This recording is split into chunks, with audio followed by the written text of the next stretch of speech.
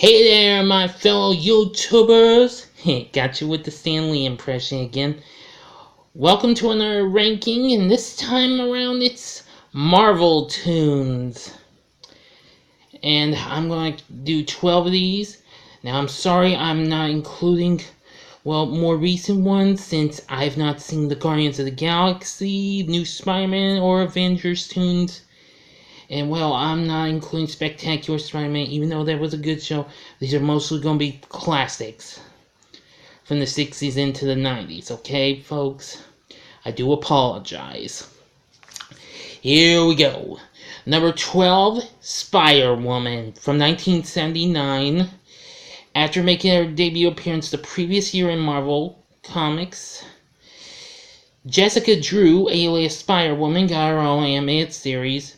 It was unfortunately short-lived. It was dropped from the network it was on after just one season. It was early in 1980. But anyway, I've seen every episode of it. It's okay and all. It's kind of underrated though, as it was produced by the Patty Freeling. It was one of their last animated series. That's the studio that actually gave us the Pink Panther cartoons and stuff like that, and then soon they changed their name to Marvel Productions. But anyway, she does take on some foes. I know the Kingpin was actually one of them, and Spider-Man actually does appear. And Spider-Woman would possibly be a possible Marvel Cinematic Universe flick, possibly in my opinion, but I don't really know if that will happen or not.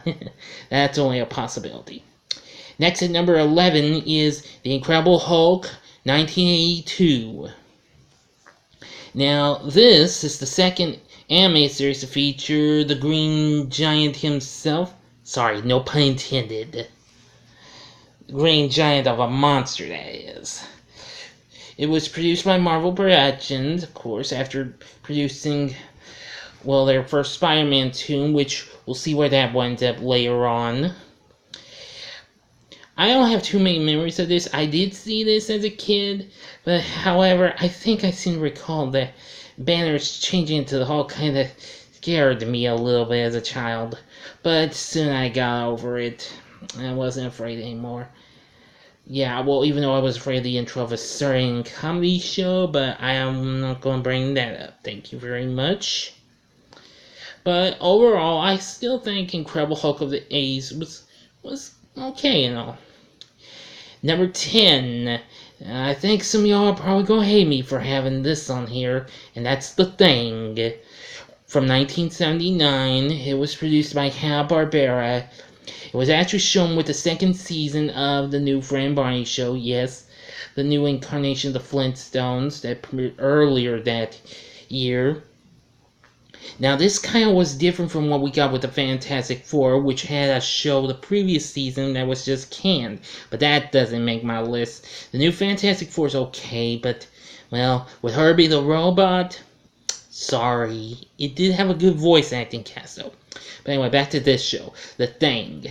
Now, this focuses on a teenager named Benji Grimm who acts like a klutz almost every time, goes out, hangs with these two teenagers and this little girl who's this kid's sister of this teenage girl, and apparently they don't know about his identity except the little one. Kelly was her name, I do believe.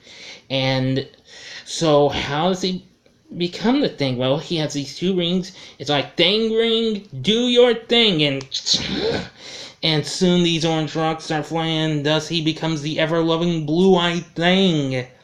Kind of talks pretty gruff, like we've heard in the other incarnations, but his accent is kind of close to the sound of the big-nosed funny man, the late great Jimmy Durante, who, of course, that was also the same type of style that was used for another Hanna-Barbera cartoon character, and that was Augie Doggy's dear old doggy daddy. Yeah. Thing's still good, but there is one thing that came with the story, like in the comics, the Yancey Street Gang was in this. Yeah, like I said, things okay. Next, at number 9, is the Marvel Superheroes show from 1966, produced by Canadian studio Grant Trey Lawrence. It came on in syndication. It featured 5 different superheroes with 3 stories per day.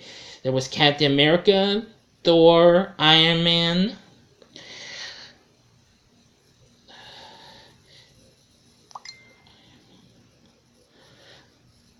Oh yeah, now I remember. Sorry. The Submariner and the Incredible Hulk.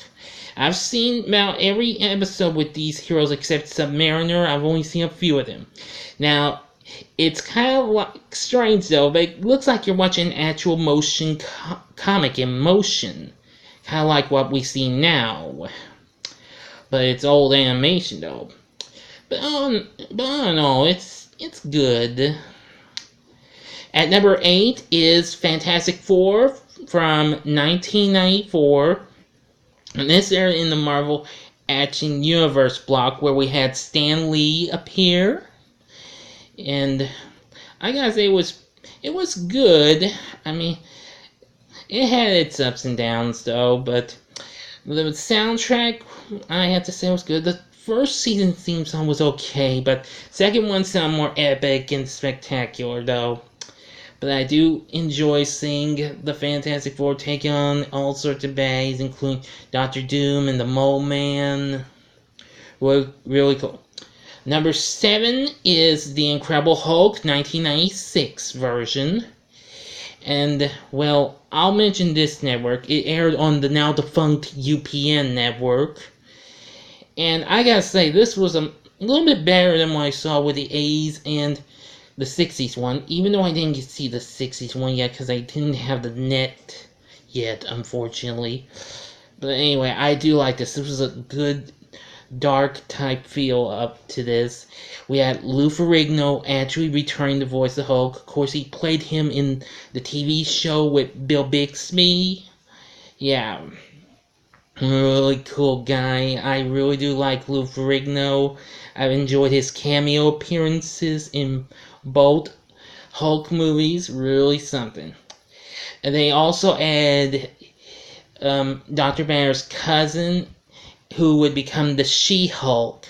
And they soon changed the show's title to The Incredible Hulk and She-Hulk for a second season. Still, I enjoyed it. I got to see every episode of it. At number 6, Iron Man 1994. Now, this is the other show from the Marvel Action Universe. Now, while I did like the show a bit, I mean, it did have other heroes such as Hawkeye, Spider-Woman, well, a different one, not the one I mentioned earlier, and War Machine, and we got to see all sorts of villains, including the Mandarin, who was the main antagonist, Whirlwind, Hypnosha, and MODOK, which that stands for more modern organism. Modern organism designed only for killing. Oops, sorry. Sometimes that's a mouthful, folks. Little joke there. It was still good though, and the first season's intro was okay, but the second one was better. It was really rocking, and we didn't get to see much of all those villains or heroes. And in the end of each episode of the second season, the Mandarin is searching for each of his power rings. In the end, yeah, really good show. Number 5, the original Spider-Man from 1967. From Grant Trey Lawrence originally for its first season, and then it was done by animator Ralph Bakshi, who also did Terry Toons' The Mighty Heroes, very underrated 60s cartoon, Mighty Mouse: The New Adventures. He also directed, movies like Heavy Traffic and Cool World, and The Lord of the Rings, the original 1978 anime feature. But anyway, this Spidey Toon was pretty good, although he took on mostly original type foes, but we did see him take villains from his comics, such as Dr. Octopus, heck, even the Lizard. I know he's one of my least favorite foes, but he also took on Mysterio, and Electro and Vulture, even Green Goblin and Sandman. Still, I'm going to say it was good. I mean, I got to see Betty Brant and J. Jonah Jameson. Believe me, I always love it when the villain's been captured and Spidey leaves a note saying courtesy or compliment of your friendly neighborhood Spider-Man. That's always the best part. The music is definitely good. The theme song's good. It's already in my head. I know the words to it. Still a good show. Number 4 is, well, you know, Fantastic Four from the same year Spider-Man came out in 1967. Produced by Hanna-Barbera. This show was definitely the best animated take of the Fantastic Four. I do loved it. I mean, especially the Origins episode where we get to see how the Fantastic Four came to be and how Doctor Doom came to be.